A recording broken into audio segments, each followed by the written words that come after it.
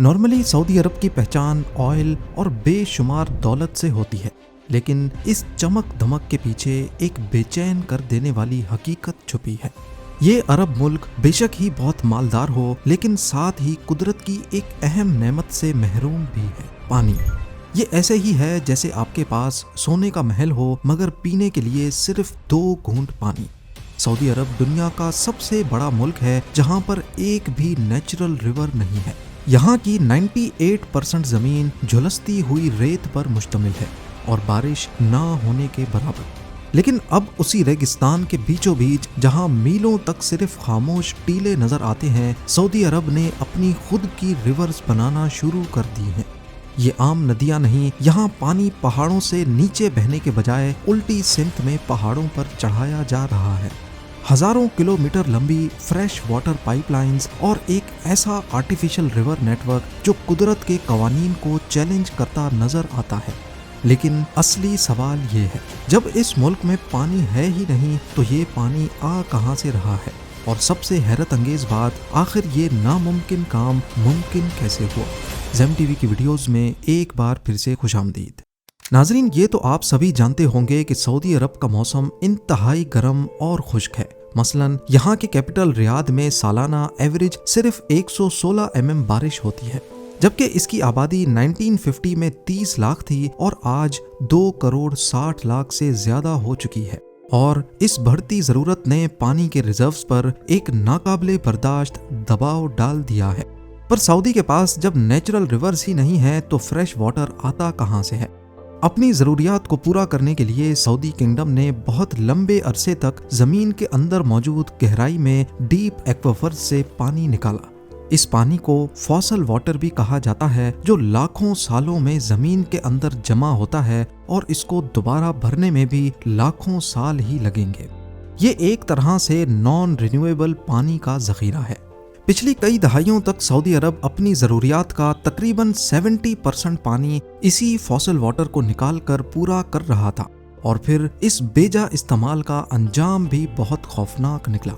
NASA کے satellite data grease mission کی report نے سعودی حکمرانوں کو تب حیرت زدہ چھوڑ دیا جب اس میں بتایا گیا کہ 2002 سے 2016 کے درمیان سعودی عرب کی زمین کے نیچے موجود پانی کے ذخائر ہر سال تقریباً 2 کیوبک کلومیٹر کی رفتار سے غائب ہو رہے ہیں۔ یعنی ہر سال فاسل واٹر میں سے 2 کھرب لیٹر پانی سعودی استعمال کر رہا ہے۔ کیلکولیٹ کیا جائے تو اس وقت سعودی پاپولیشن 1.80 کروڑ تھی اور ہر شخص کے حصے میں 310 لیٹر پانی روزانہ آتا تھا، جبکہ دنیا کا ایوریج انسان روزانہ 150 لیٹر تک پانی استعمال کرتا ہے۔ یہ بالکل اس طرح ہے جیسے آپ ایک ایسی بیٹری کو استعمال کر رہے ہیں جو واپس کبھی چارج نہیں ہو سکتی۔ ایک تو یہاں کوئی ریورز نہیں، اوپر سے سعودی اپنے اکلوتے واٹر سورس کو بھی بے ترتیبی سے اڑا رہا تھا۔ پر آخر اس بیجا استعمال کی وجہ کیا تھی؟ پانی کی اس کمی کا بحران اس وقت زیادہ بڑھ گیا جب 1970s میں حکومت نے یہ فیصلہ کیا کہ وہ دوسرے ملکوں پر ڈیپینڈنٹ ہونے کے بجائے اپنے ہی ملک میں ویٹ یعنی گیہوں اگائیں گے۔ یہ منصوبہ شروع تو اچھی نیت سے کیا گیا تھا، لیکن اس نے پانی کی بچت کو لٹرلی تباہ کر کے رکھ دیا۔ گورنمنٹ نے ویٹ فارمنگ کے لیے سبسڈیز دیں اور فارمرز کی حوصلہ افزائی کی، جس سے کھیتی باڑی میں تیزی سے اضافہ ہوا، اور پھر 2003 تک ملک کا 85% پانی کا استعمال صرف ایگریکلچر سیکٹر میں ہونے لگا۔ اس غلطی نے پانی کے ذخیرے کو اتنی تیزی سے نچوڑا کہ 3 دہائیوں کے اندر اندر حکومت کو گیہوں کی کھیتی کا منصوبہ بند کرنا پڑ گیا۔ اس آفت کو دیکھتے ہوئے یہ فیصلہ کیا گیا کہ باقی بچے ہوئے فاسل واٹر کو صرف ایمرجنسی کے لیے بچا کر رکھا جائے گا۔ اب اگر سعودی اپنے اکلوتے واٹر سورس کا ہی استعمال نہیں کرے گا تو پھر فریش واٹر لائے گا کہاں سے؟ یہ گراؤنڈ بریکنگ پروجیکٹ دنیا کی سب سے بڑی آرٹیفیشل ریور بنانے کا پلان ہے۔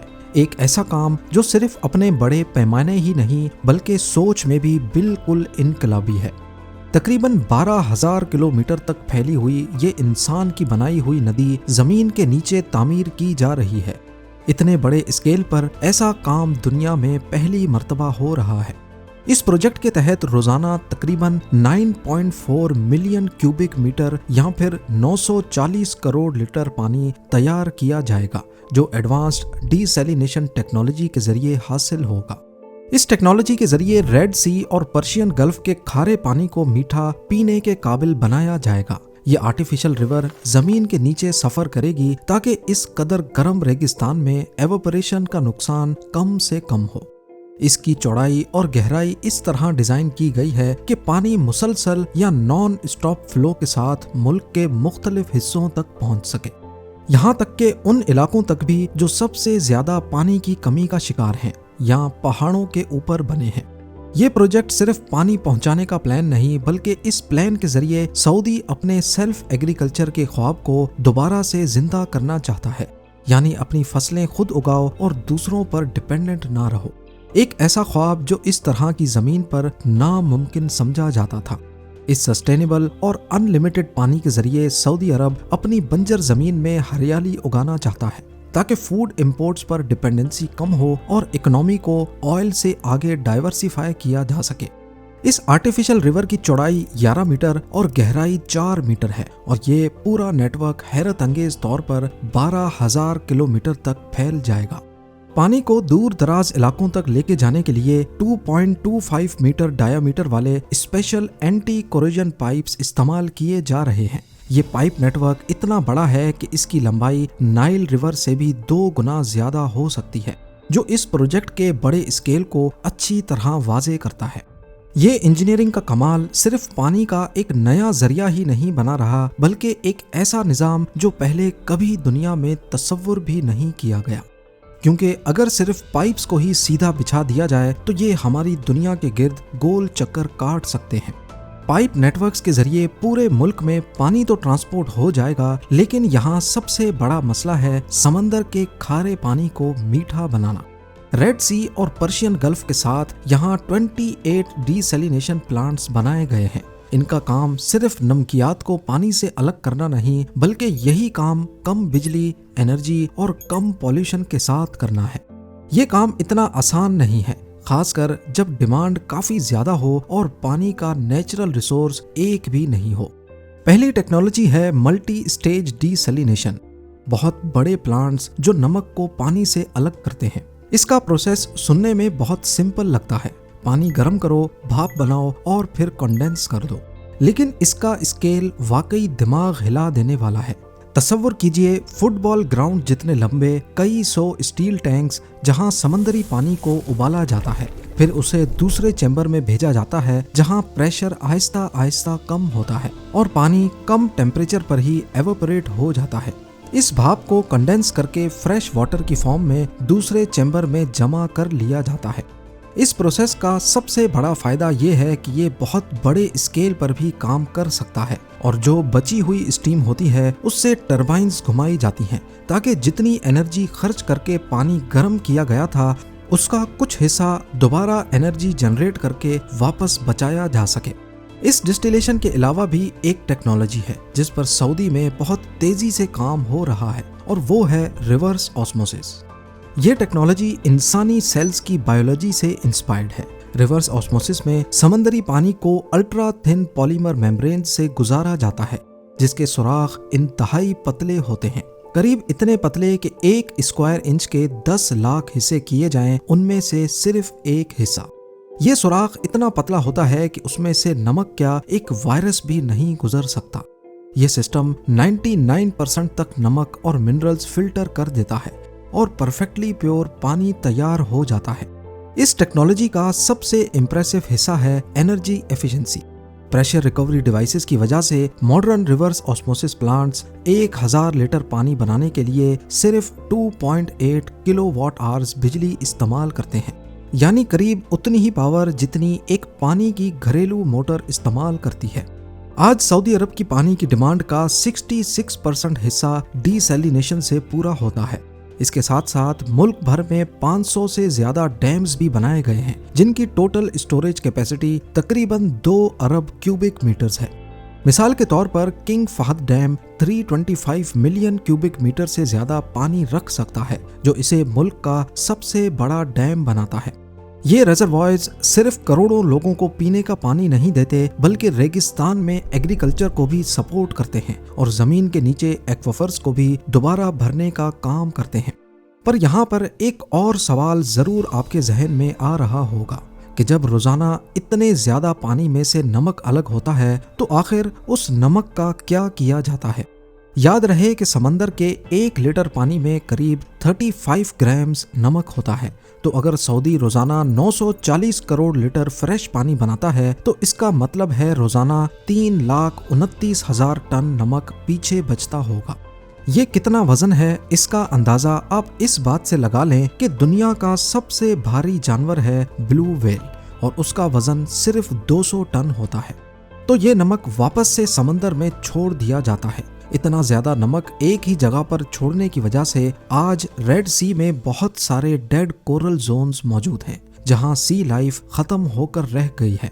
ایکسپرٹس اسے ڈی سیلینیشن کا ایک نہ دکھنے والا خطرہ قرار دیتے ہیں، کیونکہ اگر یہ ویسٹ سیدھا سمندر میں چھوڑ دیا جائے تو پانی کا ٹیمپریچر اور سیلینٹی دونوں بڑھ جاتی ہیں، جو پورے کوسٹل ایکو سسٹم کے لیے خطرہ بن سکتا ہے۔ اس نئی تباہی سے بچنے کے لیے سعودی گورنمنٹ اب ڈیپ سی ملٹی ڈیفیوزرز پر کام کر رہی ہے، جس میں یہ نمک یا برائن اوشن میں ایک ہی جگہ پر ڈالنے کے بجائے مختلف مقامات پر ڈالا جائے گا۔ حتیٰ کہ برائن مائننگ کا آئیڈیا بھی زیر غور ہے، جہاں نمک میں سے میگنیشیم، پوٹیشیم اور ریئر منرلز کو الگ کر کے ایک قیمتی ریسورس بنایا جا سکتا ہے اور ویسٹ کو کم کیا جا سکتا ہے۔ آج سعودی عرب دنیا کا سب سے بڑا ڈی سیلینیشن واٹر پروڈیوسر بن چکا ہے۔